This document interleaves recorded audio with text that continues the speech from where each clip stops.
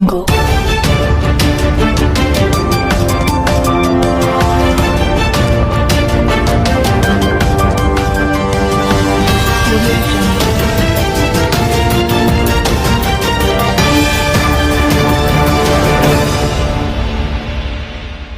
Assalamualaikum, selamat siang. Bagaimana kabar Anda hari ini?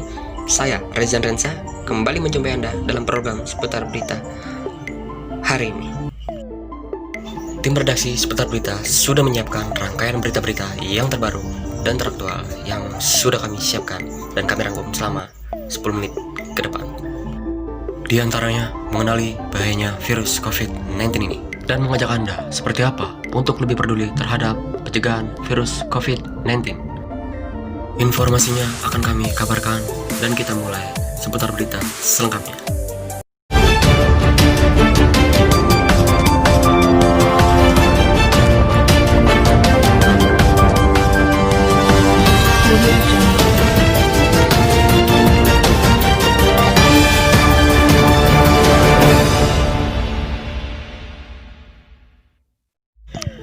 Memahami karakter-karakter virus dan penyakit corona COVID-19. Pemahaman terhadap karakter virus corona menjadi kunci pengendalian wabah COVID-19 di tengah pandemi dan upaya pencegahan di masa-masa mendatang. Penularan penyakit corona COVID-19 menjadi pandemi. Disebut pandemi salah satunya karena wabah yang berjangkit serempak di mana-mana, meliputi daerah geografi yang luas hingga 14 Maret 2020 pukul 7 waktu Indonesia Barat, total kasus terkonfirmasi mencapai 144.833 jiwa kasus dengan mortalitas sekitar 3,7% atau 5.398 jiwa. Karakter virus corona. Fitur kunci permukaan virus menjelaskan mengapa patogen baru tersebut mudah menyerang sel manusia, khususnya organ-organ pernapasan. Virus corona memiliki sejenis protein yang mampu mengikat membran sel inang. Proses pengikatan membran sel dipicu oleh rilis sejenis enzim dari sel inang yang disebut dengan furin. Sebaran furin ternyata banyak ditemukan di jaringan manusia, termasuk paru-paru, hati, dan usus kecil. Infeksi mampu meluas ke berbagai organ tubuh manusia. Berdasarkan data dari WHO, organ pernapasan menjadi sasaran utama infeksi virus corona. Sekitar 14% mengalami gejala sedang severe cases seperti sulit bernapas, kekurangan oksigen dalam darah, serta penurunan fungsi paru-paru. Sementara 5% lainnya dalam kondisi kritis. Pola pikir yang menganggap remeh gejala infeksi menjadi ancaman makin meluasnya penyebaran virus corona. Tak heran, penyebaran virus corona mengalami percepatan hingga 2 kali lipat.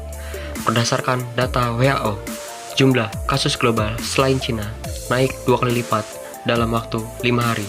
Apabila ditambahkan Cina, durasinya menjadi lebih lama, sekitar 19 hari. Tindakan Cina untuk mengisolasi banyak kota mampu menahan penyebaran virus. Durasi penggandaan kasus virus corona cukup dinamis, mempertimbangkan percepatan hasil penelitian vaksin dan tindakan preventif tiap negara. Perbedaan virus corona dengan influenza.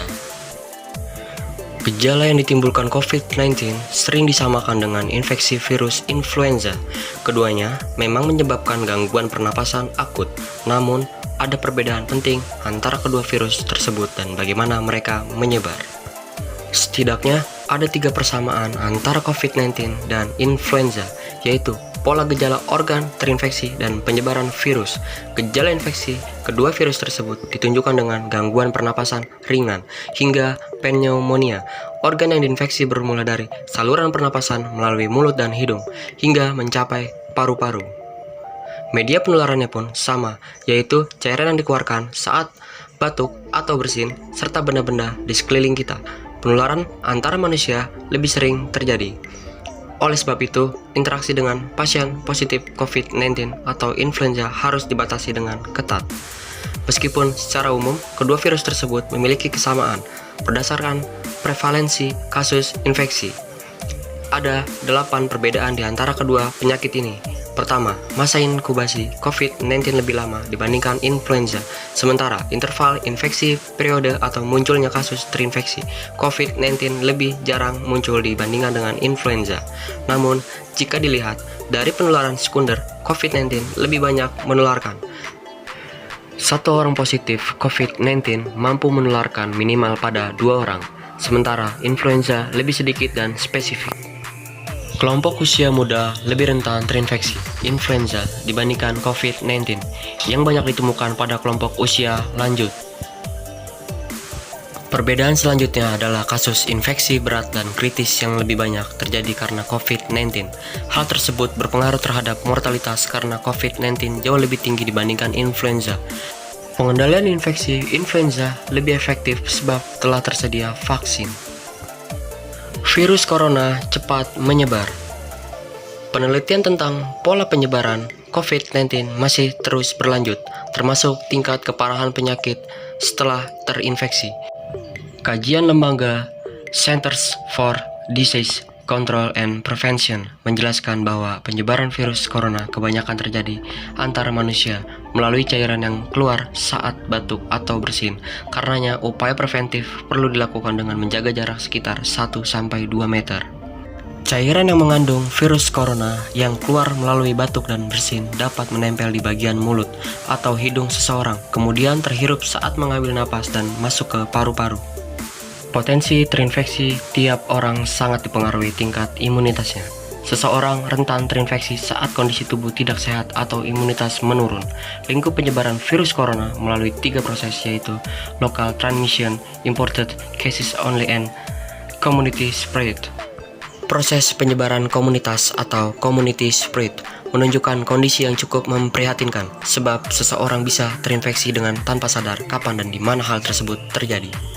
Lonjakan kasus menunjukkan ancaman pandemik menjadi sangat nyata. WHO menilai bahwa kondisi pandemik yang mungkin saja terjadi karena virus corona akan menjadi kasus pertama dalam sejarah yang mampu dikendalikan.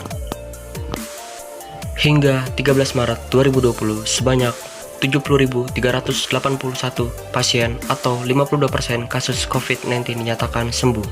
Bahkan di Cina, setidaknya 76% pasien telah sembuh. Sejalan dengan upaya semua negara dan ahli virologi dalam mengendalikan virus corona, setiap orang perlu melek informasi pola penyebaran dan metode pencegahannya. Pemerintah Indonesia perlu fokus meningkatkan kapasitas pemeriksaan guna mencegah meluasnya infeksi. Kelompok rentan infeksi virus corona, usia lanjut di atas 60 tahun, memiliki penyakit tertentu seperti kardiovaskular, diabetes, pernapasan kronik, dan kanker. Risiko meningkat mulai usia 40 tahun. Langkah preventif: jaga jarak sekitar 1 meter saat berinteraksi dengan seseorang. Sering mencuci tangan dengan hand sanitizer. Memakai masker jika ingin keluar rumah maupun sedang beraktivitas di luar. Membersihkan tempat tinggal secara rutin, khususnya yang sering disentuh. Membatasi interaksi seseorang yang tidak sehat, khususnya menunjukkan gejala infeksi virus corona. Jika merasa sakit dan menunjukkan gejala infeksi virus corona, segera menghubungi pusat kesehatan melalui telepon sebelum mendatangi lokasi tersebut. Saat berpergian ke fasilitas publik, selalu mengikuti petunjuk yang disediakan sebagai langkah preventif.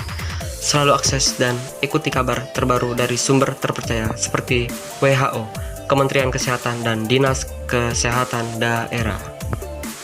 Sejumlah mitos virus corona COVID-19. Apakah hewan peliharaan di rumah dapat menyebabkan virus corona baru? Hingga saat ini tidak ada bukti bahwa hewan peliharaan seperti anjing dan kucing dapat terinfeksi virus corona baru. Namun jauh lebih baik jika selalu mencuci tangan dengan sabun dan air setelah kontak dengan hewan peliharaan. Tindakan tersebut dapat melindungi diri dari bakteri secara umum seperti E. coli dan Salmonella.